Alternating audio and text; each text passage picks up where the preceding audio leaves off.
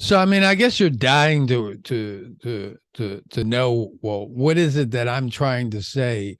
What does that have to do with what we're talking about? What does that have to do with porn recovery? What does what does it have to do with it? Well, it has everything to do with it.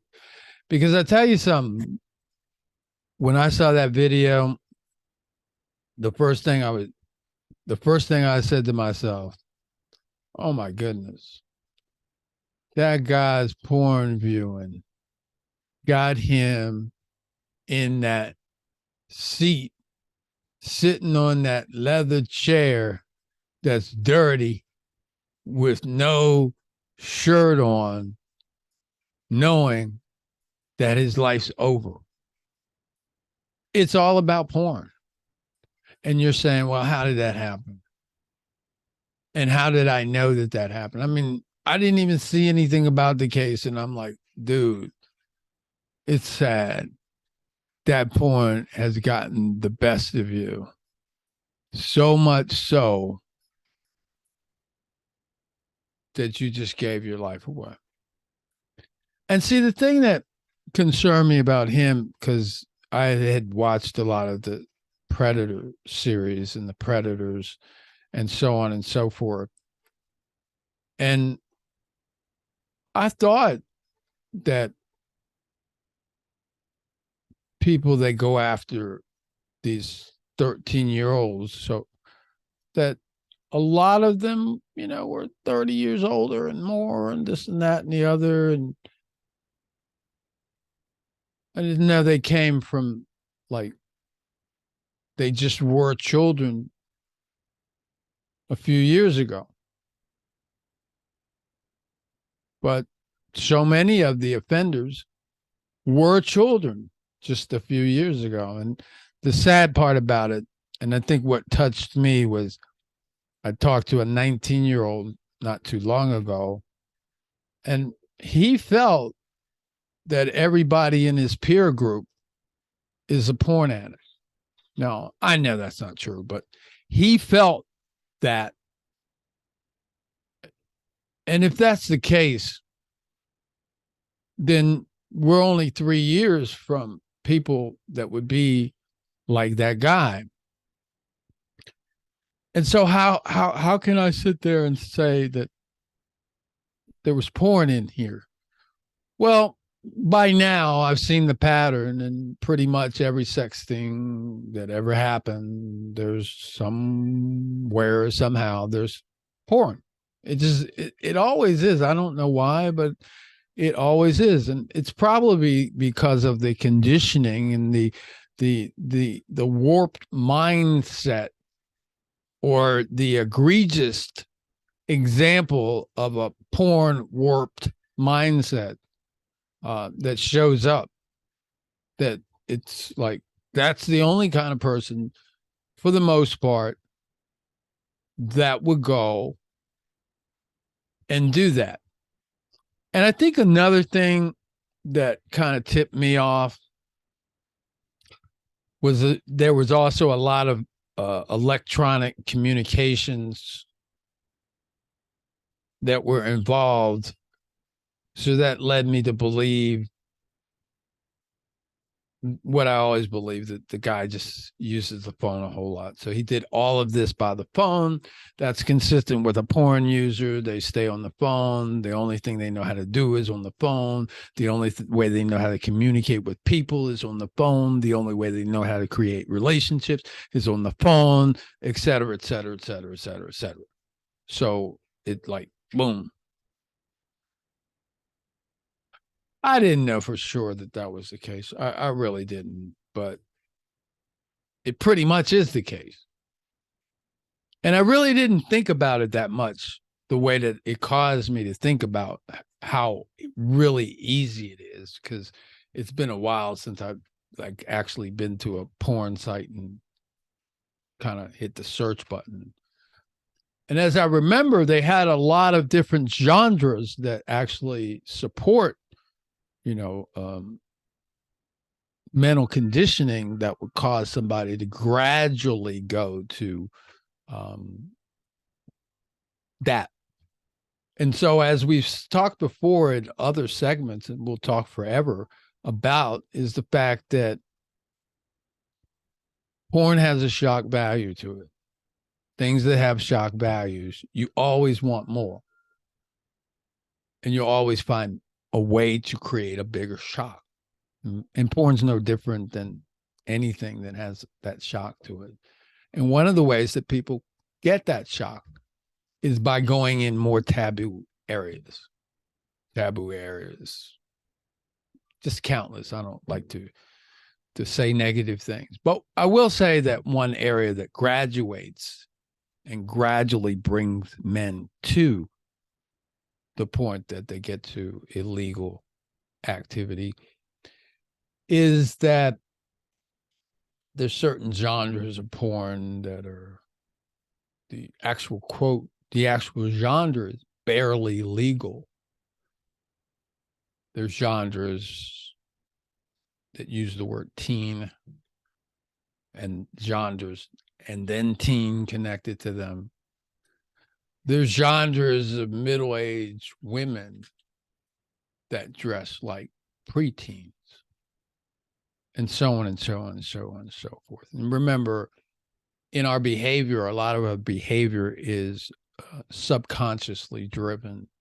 So if you keep seeing something over and over again, the subconscious keeps receiving that message, and the subconscious can't make the distinction between the fact that, oh, that's porn, oh, that's phony, versus something that's real and something that's true. So that's something that we all have to be mindful of, how that we've been conditioned by what it is that we've been exposed to. And porn specifically is something that has influences in highly, highly, highly adverse and negative ways. So I had that thought that porn got the best of him, and I don't like to make assumptions, so rather than to just make an assumption, what I did, because we are in Florida, is I started looking up the case to see what it was I could see. And one of the first things that I was able to see was that there wasn't as much to see as there is for many cases. And that was because it's a juvenile involved, and that's the way the case should go. And I was fine with that. So I started looking at it and looking and seeing, okay, well, what is it that I can see? And so I just kept looking and kept looking and kept looking and kept looking. And then what it was, I finally stumbled into what it was that I wanted to see. Not that I wanted to see, but what I knew that was going to be there. And here we go. All right. So hopefully we have the second screen that's showing. All right. So then when I looked at this situation, looked at all the charges that he came up with, and voila. So the guy got like 30 different charges, as you can see there. Traveling to meet a minor, sexual battery with a person 18 years. That's 18 years older on a person that's between the ages of 12 and 18. That was one of his charges. Got 30 years for that particular charge, by the way, and he pled guilty on all of it, as you can see. So yeah, I didn't even know this was here, but it was. I mean, I didn't have any proof that it was here, but I knew it was here. And so if I was to guess what this was on his phone, the 30 counts that he got, that was on his phone. I don't know if it was the girl, but there's 30 counts. He's got child pornography on his phone. And bottom line, he got 40 years, and it started out of a porn addiction. and he thought he was cool by going to meet some 13-year-old girl. And so he'll be in jail until he's 65 years old. The guy's 5'5", and he weighs 140 pounds. So just imagine what his life might be. And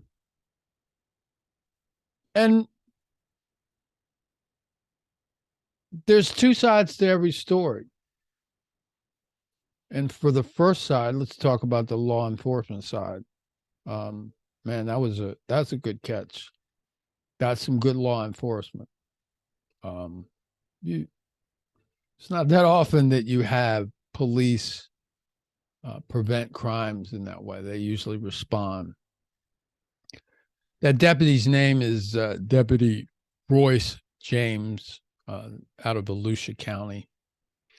He actually won the Florida Law Enforcement Officer of the Year award. That happened February 17th, 2021 is when it actually happened. He got convicted like August of last year. But it's sad what he did and how porn got him to that. Kudos to the deputy, because the sad thing about those type of sex crimes is that in some of those cases, after the sex crime has occurred, these perpetrators actually cause homicides to cover up the crime. They realize they went too far, and then they cover up the crime with a homicide. And that's one of the reasons why we have Jesse's Law in Florida, is for that simple reason. So yeah, that's a very, very dangerous situation, and that's an example of how porn is actually making criminals out of troubled people. Because usually, I'm not. At first I thought he was an innocent guy, but he wasn't a bad guy. But he definitely, if he didn't get caught, he was going to do that again. He definitely was going to be a pedophile. And the reason why I say that is because he got 2 tickets, like 4 months from each other. And they're for the same thing. The funny thing is, if you know anything about Florida, he actually got tickets from every agency except for the state police around here. He got a ticket from OPD for careless driving. He got a ticket from the Orange County Sheriff's Office for careless driving. Like 3 months later, a few months before that, he got a ticket for going 54 in a 30 in the college grounds. Who drives 54 in the college area? But anyway, that's the guy.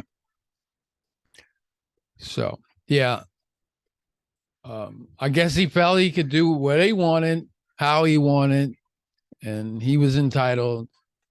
And now he gets to think for 40 years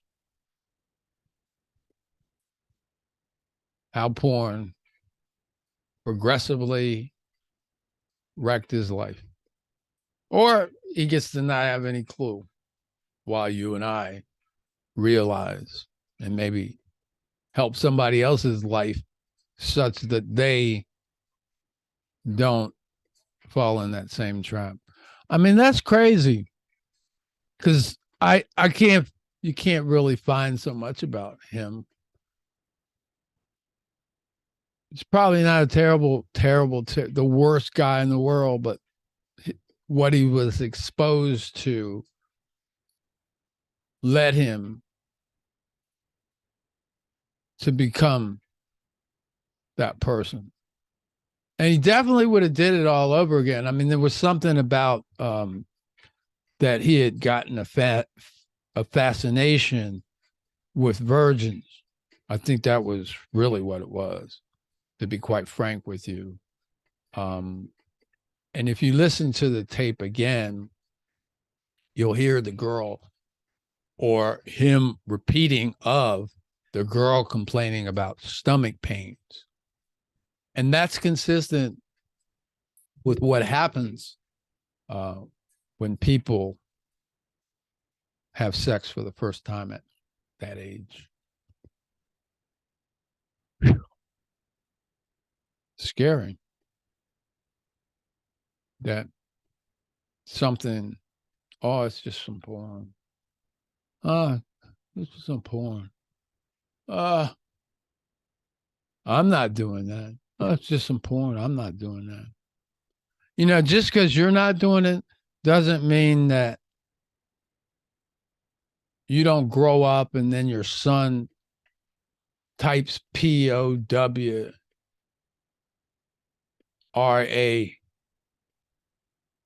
and then he gets distracted. And the next thing he knows, because he typed in PO, Pornhub. He clicks enter, boom, because somebody last night was watching some porn and masturbating. Because porn, as you know, and porn addiction and all this sexual addiction stuff has a tendency to be generational. So you want to like end it. And that's an example. So I'm sure there's probably some stuff, you know, that's consistent with the template. But what they say also, and this is something to be concerned about, and this again is why, from a law enforcement perspective, I smile. Because they say that whenever they take one of these predators off the street, they actually save 25 girls. So, yeah, it is a good thing every time they get one. When they get one, they save 25 girls. That's 25 lives. That's 25 marriages. That's 25 families. And that's 25 bloodlines that have been shifted positively. It's no joke. It's not just porn. So, I mean, just because maybe you don't think that your use would ever get to the point where it's criminal or something like that, that's fine. But it doesn't mean that your friend who you're not encouraging to get real help doesn't mean he can't be that. And I mean, it's an evolution where like porn is really making honest people criminals. And it's unlike that conversation that they have about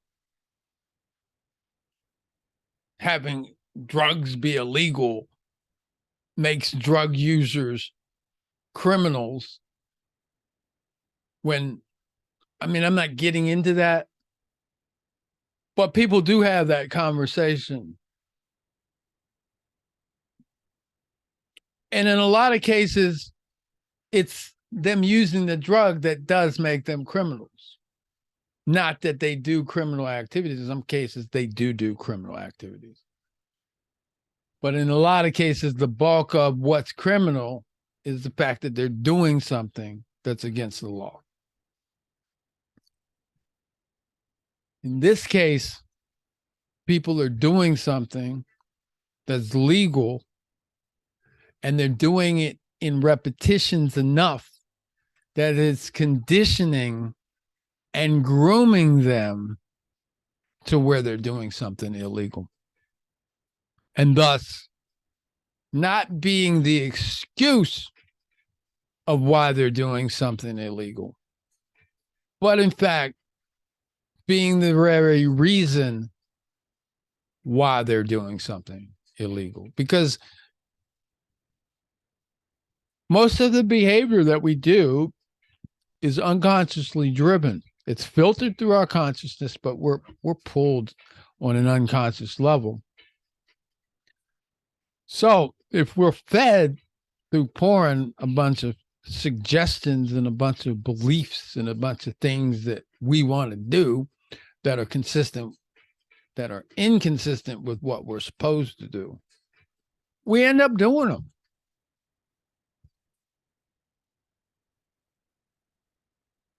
And if you were to look at something repetitively, the more that a person looked at it, the less it becomes wrong. And if you think something, if you think about a wrong thought over and over again, it becomes less wrong. And if you try to make something wrong and you try to make something right that's wrong, and you keep thinking about it, eventually it becomes right. Or not right, but it's okay. It's okay. Just this time. This time. So, yeah, it is dangerous. And it can become that. And it is an example that you'll see. You're not going to really find too many sexual predators or sex offenders of this generation without porn. You're just not going to find them. They're out there, but you're not going to find them. So that's why it's so important to keep it out of your house, and it's so important to if you know that somebody's involved as a kid to intervene. If you know that they're doing it as an adult, to intervene, to stop them, because again, in some of these situations where with older guys and guys that are married, you don't know what they're doing. And they may be involved in some of these, how should I say it, aberrant fetishes. You know, because when we were having and this is my concern, when we were having a pandemic and you thought people were at school and people were at home with their parents and doing Zoom school, and their parents were doing Zoom meetings, yeah, that's what we were doing, right? No, the parent was doing the Zoom meeting and the kid was either getting bullied or watching porn. See, we don't know about those things. We don't talk about those things. But yeah, that was going on for a year. And so what was happening with that conditioning? Like in this young man's case, getting busted in 2021, like in February of 2021, I asked myself the question, did he develop this proclivity? Did he develop this fetish over the pandemic? I mean, being shut in from, say, April to December. That's all it takes. It doesn't take that long to say, oh, this sounds like a good idea. And what I was getting to that I didn't get to, that became the problem, that became the fascination, that became the goal, perhaps it became the goal out of the conditioning that came from the porn, is straight up, and I'm keeping it real and I'm keeping it frank, he developed a desire for a virgin. So at 22, a virgin at a certain age. So at 22, there's not that many virgins in his mind. And there's not that many virgins that he's going to get in his mind. Secondly, a lot of people that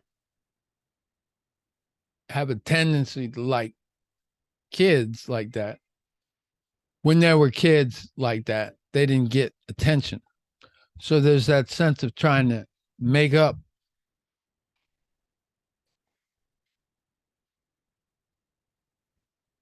There's all kinds of energy that goes into why that person continues once they cross that line. Porn just leads them right down the chute. Barely legal. Teen. Just leads them right down. And then the next thing they know, maybe they're communicating with somebody. And then here you go. Illegal stuff. Here you go. This, that, and the other. Oh, oh, what an idea. Oh, yeah. Yeah, that, you know. Some idea that doesn't make any sense, that's totally delusional. And Mr. Tyler Thompson is the offender's name. I mean, every day for like 39 plus years, he gets to think about a ride to a hotel. But, you know, I'd be remiss, and I don't want to risk getting myself in too much trouble, but seriously, I did want to show you this. I thought this was kind of for real. This is where he took the girl. You know, I'm not judging her.